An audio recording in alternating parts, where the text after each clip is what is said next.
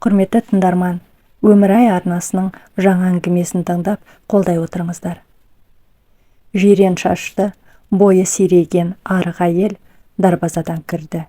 Алдынан сәлем сала шыққан маған өтірік күліп, мен айнала бере көзін алартып, ернін сылп еткізіп, үйдің есігін жұлқып ашып, ішке енді. Бұл менің қиын әпкем. Ой, қайын әпкем. Кеткен қыз шиден тысқары деген атам қазақ. Бірақ бұл сөз менің қайын әпкеме айтылмаған. Осы үйдің қожайыныма дерсің. Күнде келеді. Тыныш келіп кетсе мейлі ғой, енемнің құлақ етін жеп, бірдеңелерді құрастырып, бір-бірімізбен қырылыстырып кетеді. Өтірік күлкісінің астында жұмысқа әрекеті бар екенін бірден білдім. Есік алдын сыпырып жатқан сыпырғымды тастай сала артынан кірдім. Уақытылы шайын алдына қоймасаң, тағы шешесіне жақтырмады келінің деп шағым жасап кетеді. Барымды дастархан үстіне қойып, дереу шайымды әкелдім. Енемнің бөлмесінде отыр екен. Есікті ашып, шайға жүріңіздер, дедім. Тағы өтірік жымиды. Ал енемнің 1 сағат бұрынғы жымыңдаған көзі аларып қарады. Ішім сезді. Мына қатын тағы бірдемені бықсытты. Ас үйге артымнан ере екеуі кірді. Ауылдың өсегін айта бастады. Анау пәленше түгеншемен бүйтіпті. Түгенше пәленшеге үйітіпті, деп аузы жабылмай отырған қиын әпкемді есіктен кірген күйеуі бол, қайтамыз, деген. Тұра тұрш, сен де бір, деген соң күйеуі де жайғасып отыра кетті. Кешкі асты бір ешіп үйіне қайтқан соң енемде үн жоқ. Қолында теледидар пультін ұстап отырған енем аузын бұртитып құм құйып алғандай. Очкиінің астымен көгілдір экранға бір сұстанып, маған бір қарап отыр. Не болды, мама, десем, ештеңе дегендей басын шайқайды. Бірақ ауыз ашпайды. Бұл жаңа ғана келіп кеткен қызының құйтырқы әрекеті болатын. Жұмыстан соң келген баласына да ауыз ашпай отыр. Бұл біздің күнделікті қиын әпкеміз келіп кеткен соң болатын қалыпты жағдай. 2014 жыл болатын. Ас үйде жүрген мен енемнің даусына селк ете түстім. Ұлын айқайлап жатыр. Жүрегім тарсылдап кетті. Соңғы күндері әр айқай-шу болған сайын жүрегім осылай тулайтынды шығарды. Қатының деген сөзінің құлағым шалды. Жүгіріп бардым. Оқымайды. Қатын деген үйде отыру керек. Кімнің келінін көрдің, оқуға барып жүрген. Айттым, бітті, деп секілдеп отыр. Күйеуім жақ ашпады. Келін болып түскенімде артымнан келген қуғыншыларға еш қиындығы жоқ, оқуын жалғастырады деп үйіп төккен уәдесі қайда? Күйеуімнің де оқуыңда еш қиындықсыз болмайды, барып келіп оқисың дегені қайда? Көзіме мөлт-мөлт жас келіп, есік сыртында тың-тыңдап тұрып бір сәт күйеуге тигеніме өкіндім. Өзім жайлы қысқаша айтар болсам, анам мен әкем 7 айлық кезінде күнкөрістің қамымен қалаға жұмыс жасауға кетіп, мені ата мен әжеме қалдырып кетіпті. Содан бері қара шаңырақта отырған ата әжемнің ең сүйікті, абыройлы, бәрі жақсы көретін, еркін немересі болып өстім. Тұмсықтыға шоқтырмай, қанаттыға қақтырмай, маңдайыма жел тигізбей атам мен әжем үкілеп өсірді. Үйдің тірлігіне де онша араласа бермейтінмін. Сабағын оқысын деп әжем араластырмайтын. Мектеп қабырғасында үздік оқушы едім. Қоғамдық жұмысқа да белсене араласа жүріп, мектепті алтын белгіге бітірдім. Армандаған оқуыма қиналмай грантқа түстім. Жоғарғы сыныпты оқып жүргенде құрбымның үйіне барғанмен туыс ағасымен танысып қалдым. Сондай сымбатты, сөйлеген сөздері өте сыпайы жігіт. Арамызды әлеуметтік желі байланыстырып жүріп, ғашық болдым. Оқуға түскеніме бірер ай ғана болған. Кездесуге келген жігітім, сені біреу алып кетеме де қорқам, үйленейікші, деді. Егер осы жылы үйленбесем, мүлде үйленбеймін, деген жігітіме шын ғашықпен келістім. Алып қашуға өз қалауымен келістім. Қуғыншыларға да, өзіме де ешқандай кедергі жоқ. Оқуына, деген енем арада 3 ай өткенде мына ұрысты бастап отыр. Ешбір сөз айтып қарсы шықпастан күйеуімен бөлмемізге кіріп кеттік. Таңертең зыпылдап қайнапкем тағы келді. Оқымайсың? Шешем үй тірлігін жасауы керек пе? Онда сені не үшін алдық?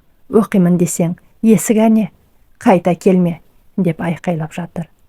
Мен жылап тұрмын, ауыз ашпадым. Енем де қызына қосыла шаңқылдап тұр. Күйеуім үндеместен жұмысына шығып кетті. Ұмытып барам, бұл кісілер Өзбекстаннан көшіп келген қазақтар. Өзбектерді келін деген таңда ерте тұрып, есік алдын су сеуіп, сыпырып, енесі тұрғанша дастарханды жайнату керек. Бетімізге тіке қарамау керек. Сөйлемегені былай тұрсын, үйде отыру керек деп жиі айтатын. Қайнапкемде осы бір айтып жатқан әңгімесінің жұрнағы да өзінен көрген емеспін.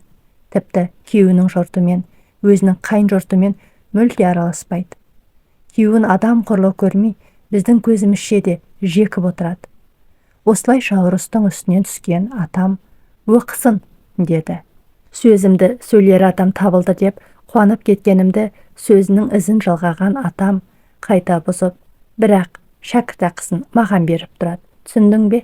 Келін маған бересің, деп кесіп айтты. Бұл сөзге оқуымнан қалмасам болды деп қуана келістім. Ары-бері жолақым, дәптер, қаламым бар. Алатын анамнан ақша сұрауды бастадым. Анам мен үшін ақша салып тұрды. Бірақ оқудан келген сайын үйде қыран-топан ұрыс болады. Не істеп жүр мына қатын? Сол оқуға кеткенде бүкшеңдеп үй тірлігін сен жасап жүрсің бе? Байы қайда? Бір қатына сөзін өткізе алмады ма? Деп қайнапкем ұрыс шығарып кетеді. Болашақта жейтін наным, оқуымды тастай алмаймын, деп жыласам, басымнан нұқып тұрып, тастайсың, айттым бітті деп, өзімен қоса шешесін азғырып, маған қарсы қойып, үйіне тайып тұратын. Төмпештеп, төбелеп жатса да, айтқанымнан қайтпай оқуыма барып келіп жүре бердім. Бұл кезде күйеуім Талғатты үйдегілерге қосылып, маған әлімжетті көрсете бастады. Талғат көбіне алыс жолдарға жүк көлігін айдайтын. Кейде үйде болмай қалатын кездері болады. Ондай сәтте енемен қайнапкем көресіні көрсетіп, Талғат келгенде басқаша сайрап қарсы қоятынды шығарды. Бедірейіп, айтқаннан қайтпай, оқуымды жалғастыра бердім. Оңбаған қатын деп, олар да айтқандарынан қайтпайды. Аяғымның ауыр екенін білген күнім болды. Мен үшін ең бақытты күн. Жүрегімнің ішінен бір жүрек соға бастаған күн. Алайда, қуанған ешкімді көрмедім. Өз қауыммен оқуға барып келіп жүре бердім. Үйде сол, баяғыша, қайнапкем келіп, кеткен сайын келінің үйтпеді, бүйтпеді деп, енемді қарсы қоюын тоқтатпады. Тағы. Күнде келеді, Құдайдың құтты күні. Біздің расымен де берекеміз кетті. Талғат үшін деп бәріне шыдап жүрсем, Талғатымда күн санап өзгере бастады. Анасының, әпкесінің сөзіне еріп, мені төмпештейтінді шығарды. Жүктілікпен есепке тұруды да білмедім. Бірнеше айдан соң УЗИге түсуге бардым. Қыз деді. Сол жердегі апай, учетқа тұрдың ба? Дегенде ғана білдім. Есепке тұру керектігін. Кеш тұрғаным үшін дәрігерлерден біраз ұрыс естіп жүріп, анализдерімді тапсырдым. Анализ қорытындысы бойынша менде белгілі бір вирус табылды. Ол вирус жыныстық жол не наркомандар арқылы жұғатынын білгенде есеңгіреп, көз жасым көл болды. Оны елеп жатқан ешкім жоқ. Дені сау бала дүниеге әкеле алмайсың деп, дәрігерлер мені шошыта бастады. Баланы халдырып тастау керек деп, құлақ етімді жей берді. Бірақ мен күнделікті ішімдегі қызыммен сырласатынмын. Дені сау болатынына сенім дедім. Дәрігерлер күйеуімді де шақыртып, анализдер алды. Бірақ ол таза шықты. Бұл қалай болғаны? Менің өмірімде көргенім Талғат қана. Қалай бұлай? Деген сұрақ жанымды жегіде жей берді. Бұл сәтте үйдегілер мені одан бетер жер қылып, ауыр сөздермен жанымды түйрей бастады. Енді қайнепкем маған туалмай қал, ішіндегіңмен қоса өліп қал, домаланған добыңды жарып тастасам ба екен, деген қарғыстарын қарша боратты. Атам, бүкіл көрші қолаң, туған туысқан, менің аты жаман вирус жұқтырғанымды қуанышпен айтып жүрді. Енем күнде ойбай-ай, балам ауру қатын алды, бұл ауру, енді балам ауру болатын болды деп зарлап жылайды. Мені ішімдегі баламды ойлап жатқан ешкім жоқ. Талғат бұл кезде менімен мүлде сөйлеспейтінді шығарды. Болып жатқан жайттың ешбірін төркініме айтпадым. Себебі Талғатты қатты сүйем. Оған деген көзқарастары өзгермеген қаладым. Бәрі жақсы деп қысқа қайратымын. Бір күні бөлмеден шығып келе жатқан мені қайнепкем ішімді қатты қысып туа алмай қал, деді. Ауырып кетті, итеріп жібердім. 1 жылға жуық уақыт үндемейтін менен оны күтпесе керек, жұлқынып кеп жыла бастады. Тырнап, ұрып тастады. Қайнапкеміз екеуміз жұлысып тындық. Шындығында ол мені ұрып тыңды. Мұны есіткен күйеуі келіп, әйеліне жүрегі нең бар деп ұра бастады. Оны тыңдайтын бетпақ қатын жоқ. Кімің болып қалды бұл қатын саған? Деп күйеуіне бас салды. Інісін сыртқа шығарып алып бірдеңелер деп сайрап жатыр. Содан бастап Талғат үйге мүлдем келмейтін болды. Жетімнің күйін кешкендей мен сол үйде жүре бердім. Уақытша сынақ болар, шыдайын, қайтып келген қыз жаман деген атқа қалмайын деп жүрдім. Осылайша ай күнім жақындап, мені қаладағы перзентханаға алып кетті. Қасымда тағы ешкім жоқ. Бірінші тумасы қауіпті, ауруы бар, келісім бермей баланы алдыртпады деп гинекологым қасымда жүр. Анама телефон соғып, перзентханада екенімді, Талғаттың алыс жолға шығып кеткенін, атам мен енемнің ауырып қалғанын айтып, өтірікті соқтым. Алып ұшып, керек жарағымен анам келді. Сұп-сұлу, дені сап-сау қызды өмірге әкелдім. Аллаға мыңда бір шүкір, артымнан ешкім ат ізін салған жоқ. Перзентханадан шығатын күнім, қасындағы келіншектердің күйеулері гүл шар әкеліп, туған туыстарымен шығарып алып жатыр. Мен анама, Талғат әкетеді, келмеңіз деп, өзім үйге таксимен қайттым. Келсем, үйде салат жабайын деп жатыр екен. Бөпемді бөлмеме жатқызып, тірлікке араласып кеттім. Сондағы қайнапкемнің сөзі бізге ұқсамайды мүлдем, деді де маған қарап, жүр сыртқа, тірлігің көп, деді. Өзімнің үйімде жеңгелерім босанып келгесін, 40 күн бойы әжем қалжа етін жегізіп, күтетін білем. Алайда енем, бізде баяғыда күтіну дегенді білмегенбіз деп қысқа қайырды. Осылайша тірлікке араласып кеткен мен 10 күннен соң есімнен танып құладым. Бөпем де қатты ауырды. Тағы ауру қатын, ауру бала деп шықты. Бұл жолы анам айттым. Анам ауруханаға жатқызды. Артымыздан бір қайын жұртым не күйеуіміз деп келмеді. Бізге керек емес деді. Ауруханада бір ай жаттым. Артымнан не күйеуім, енем, атам, қайнапкем біреуі де ат ізін салмады. Анам ауруханадан шыққан соң үйге алып кетемін. Кішкене өз-өзіңе келіп алғасын қайтарсың деді. Мен бұл сөзді телефон арқылы Талғатқа айттым. Шыққан соң үйге барайын деп. Содан кейін Талғат телефонын мүлде көтермейтін болды. Үйіңе кете бер, қайтып келме деген SMS жазып жіберді. Мен шынымен де қинала бастадым. Ауруханадан шығып, қайын жұртыма кете салсам ба деп те ойладым. Анам болса, денсаулығыңды ойла, біраз өз-өзіңе кел, қызың да тәуір болсын деп үйге алып келді. Бір айға жуық өз үйімде жүріп, толығымен сауықтым. Үйге қайтайын деп телефон соққан маған күйеуім енді мені мазалама дейді. Мен сонда да қоймадым. Қызымыз бар ғой Талғат, әкесіз өссін бе? Деп жылай бастадым. Бір күні телефонын қайнапкем алып, Талғатты үйлендірейін деп жатырмын.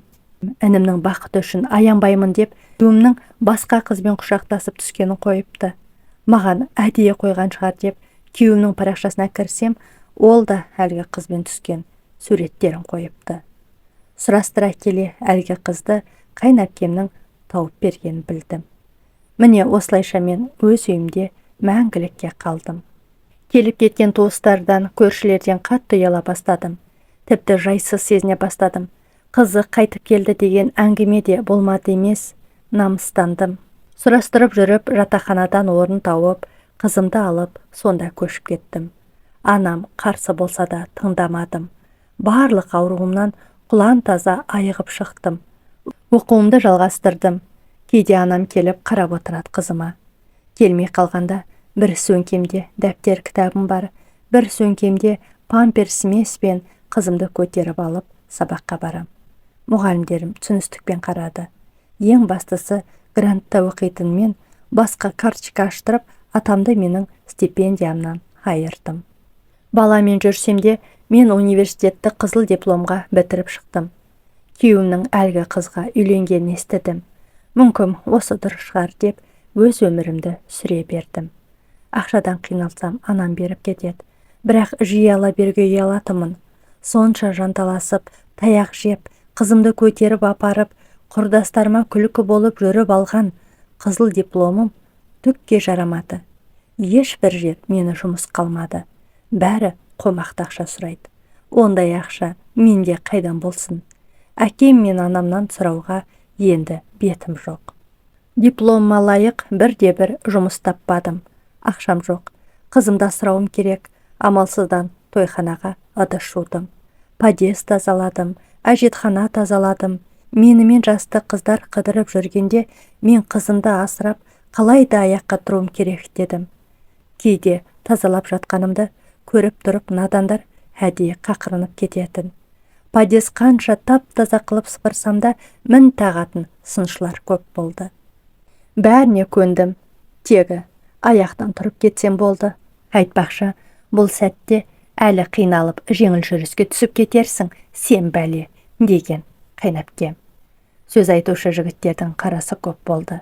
Ешбіріне сенбеймін. Себебі ажырасып, бір қызымен келген әйелге жігіттер тек нашар пиғылмен қарайды деген ойда болдым.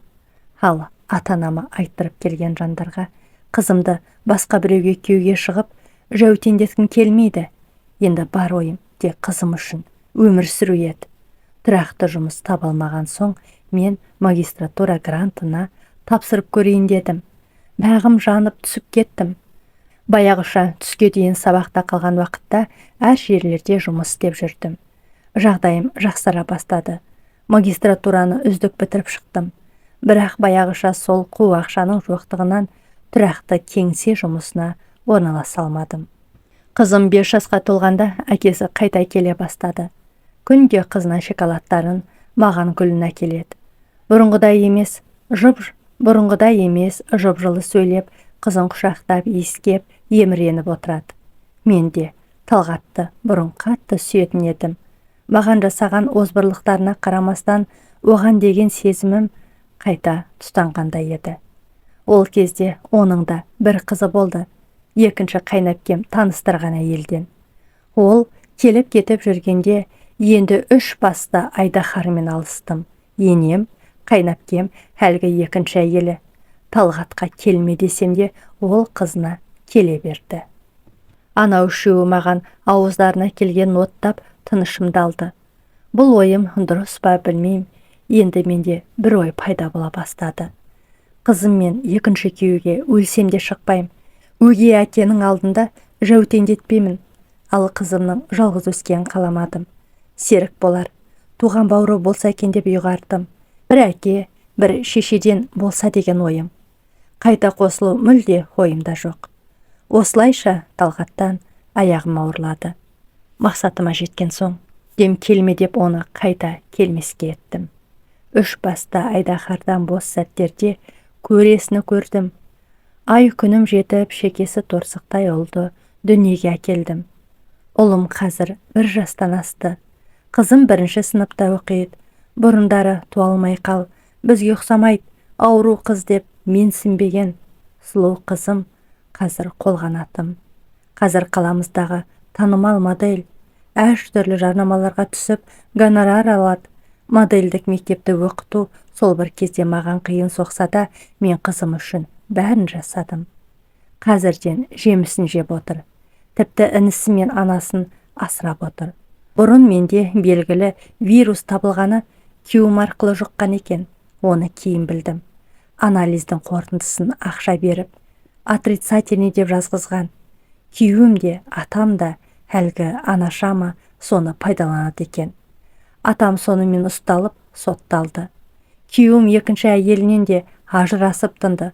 Ол әйелі алиментке берген, төлемеген үшін сотқа берген деп естідім.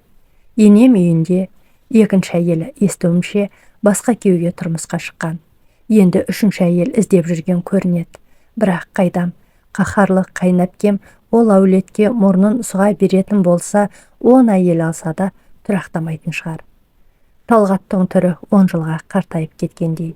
Сақал мұрты өсіп, азып тозып жүргенін сыртынан байқап қалдым. Шашы қудай аппақ қайнапкемді де көрдім. Жасы енді 35-ке келсе де қартайып кетіпті. Қай жері ауыратын білмеймін. 4 рет наркозға түсіпті деп естідім. Еш қайсысы балаларды келіп көргенде көмектескен де емес. Қазақ кеткен қыз шиден тысқары деп бекер айтпаған ғой. Қыздарының сөзіне еріп, ұлын өзектен теуіп, келінін жау көретін енелерді түсіне алмадым. Осылайша менің 1 жылға ғана созылған отбасылық өмірім аяқталды. Көзімнің ағымен қараса, ұлым мен қызым аман болсын.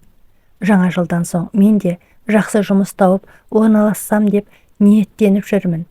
Алдағы уақытта мен де жақсы жұмыс тауып орналассам деп ниеттеніп жүрмін.